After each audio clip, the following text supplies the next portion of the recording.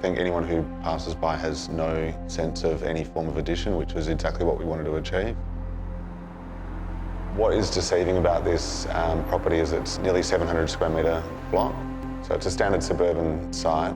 And by the planning of the Courtyard House, which is 220 square metres, it's actually a very generous property with specifically placed outdoor spaces. The brief from them really came about adapting that ideology to this site with a focus on outdoor spaces. The design lent itself to creating an incision into the existing floor plan or the mass of the existing house and planning a living space that was north-facing around a central courtyard, which reads very holistically once you're within the house. The house is specifically designed around passive design principles, primarily orientation, external sun shading. The entire envelope of the house is very considered in its thermal performance. So we've got electric heat pump powering hydronic underfloor slab. There's nearly 6 kilowatts of solar on the roof and provision for a solar battery in the future. The entry of the house is specifically meant to feel very intimate and quiet. The beautiful ambient light from the skylight and then just that saturation of timber in that entry creates a beautiful ambience. So there's a sensory experience upon arrival. Once you step into the entrance hallway, you quickly look directly to the very back of the house and see the backdrop of bamboo on the south boundary in the rear courtyard. The east-facing link, let's call it, was very much planned to become a study/flexible yoga space. As you move into the rear living space, you have a beautiful framed window, which is almost a picture frame. Again, looking to the backdrop of bamboo and also the stone specifically placed in the garden.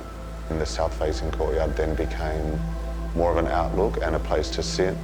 There's also the sliding doors that are immediately adjacent to the kitchen area, so the idea would be that in the right weather, the kitchen becomes an outdoor space. Part of our practice's belief is about planning from the inside out. Although we may not design landscape directly, we're always considering orientation and then vantage points to the outside. The timber screens were an obvious cue from classical and contemporary Japanese design. It's a detail that we've developed in the past and previous projects, and we felt was particularly relevant to this project. The idea around the screens is primarily sun shading, but the opportunity to control light. And what we really understood from our previous project where we prototyped this screen detail is we never quite understood how beautiful it would be to actually have the screens closed and the windows open and to actually be able to enjoy that breeze and cross ventilation while still getting protection from the sun. The beauty of the screens, which is very much a bonus, is that during the morning you get to watch the sun path map beautiful shadows across the east-facing room and then into the living area. Again, it becomes just part of the daily ritual to enjoy those shadows cast and watch them move and create a very dramatic and quite beautiful morning experience. We were required to maintain the entire presence of the house from the streetscape, and the existing house facade was restored and repaired to original condition, and all the original LED light windows were salvaged and incorporated into new double glazed windows throughout the house.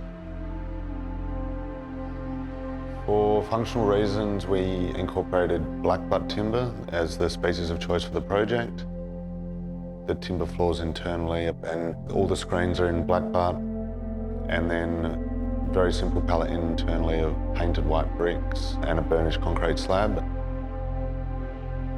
In moving the house forward and creating continuity in the palette of timber throughout the project, we elected to use Tassie oak as the primary timber species throughout the interior. It's reflected a contemporary Japanese aesthetic, and it was accessible and sustainable for an Australian project.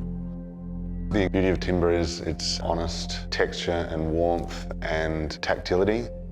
The operation of the screens and, again, the daily ritual, opening and closing them each day and connecting with it's really beautiful. A big part of the design brief was the onsen, which was incorporated into the main ensuite.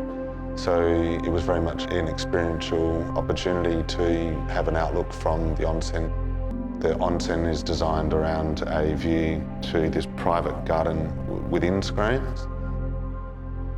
The client's awareness or belief in Zen principles certainly underpinned the project and was consistent with our design ideology. So really basic principles of simplicity, asymmetry. These were key undertones to, I suppose, every aspect of the project.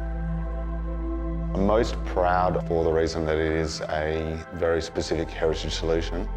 It's unashamedly moving forward in a very contemporary design, but it's also embedding really particular passive design principles and sustainability. Those sustainable principles are very inherent in the design, and they're also very much part of the ethos of the project.